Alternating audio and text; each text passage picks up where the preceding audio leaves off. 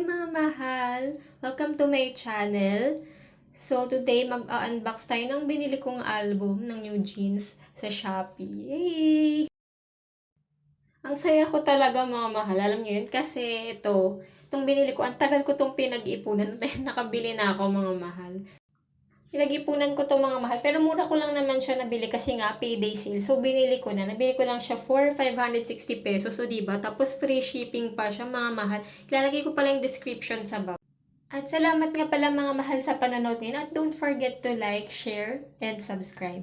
So ayun lang mga mahal, samahan nyo na ako sa pag-unbox. At pasensya na kayo. Ang daming kalat dito sa kwarto. Hindi ko na naayos. Ang dami talagang abubo. Ayan, nilalabas ko na yung gunting mga mahal. Tara, buksan na natin siya. Ingat lang sa paggupit kasi nga laki ko nagugupit yung lalagyan ng package pag bumibili ako. Ayan, tignan yung mga mahal, oh, grabe. Ang kapal ng bubble wrap. Diba? Secured na secured talaga ang item at siguradong walang dents to paglabas. First time ko order sa shop na to pero tingin ko mukhang okay naman kasi nga sa packaging pa lang, pack na. Grabe, ang hirap buksan mga mahal pero yun na sumisilip na siya mga mahal, oh. Yun, mga mahal, sino pala yung bias nyo sa New Jeans? Comment down below na lang. Ayan, medyo hindi ko pa rin nabubuksan. Nagpakita rin yung kabila ng box. Tapos yung kabilang side naman ito, nagugupit pa rin ako. Ayan, malapit na mga mahal.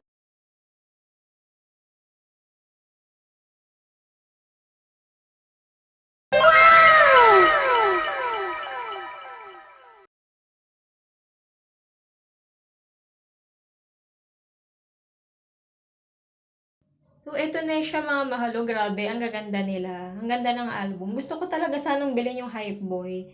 Kaso, hindi pa siya nakasil. Medyo mahal pa. Ibibili pa ako ng BTS tsaka Blackpink. So, ito na lang muna yung in-order ko. Kasi sobrang laki talaga ng ibinaba mga mahal. From 980, naging 560 na lang siya. Ayan, labas na natin yung mga inclusion. So, di ba mukhang madami mga mahal. Sulit na sulit tong album na to. Maliit lang siya, pero ang daming laman. So, ito yung mga postcards nila, mga mahal. Ayun, yung bias ko talaga si Honey, tapos bias wrecker ko si Hein. Pero hindi na lang ako bumili nung individual. So, binili ko na lang yung group version para yung photo cards kompleto. Para nandito na silang lahat, syempre. Since mahal ko naman silang 5. Ayun, mga mahal, oh. Pakita ko sa inyo yung iba pa. Grabe, ang ganda talaga. Sulit na sulit talaga tong album na to. Pasensya na pala mga mahal sa background . May umiinom tapos merong tumatahol kanina. Yung mga alaga ko kasi yun. Ito pala mga mahal yung sticker, so ang dami. Gusto ko siyang idikit kaso nang hihinayang kasi ako. Ewan ko pa, pag may sticker ako, hindi ko siya maidikit-dikit. Tapos ito pa yung iba nilang postcards. O, babasahin ko yan mamaya isa-isa. Parang MMK, Dear Charo. Char.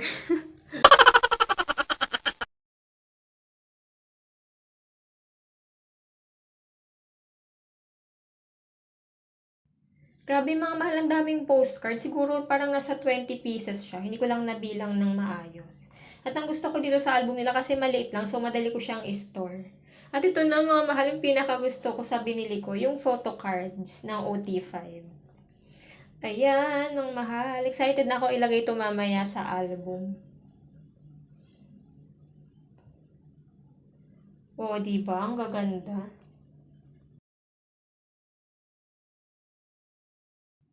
At ito na yung CD, mga mahal. O, diba? Ang ganda. Pala mga mahal, salamat sa panonood ng video natin today. At ayun, paulit-ulit lang ako dito. Don't forget to like, share, and subscribe. Ngayon lang mga mahal, salamat uli and see you on my next video mga mahal. Bye-bye!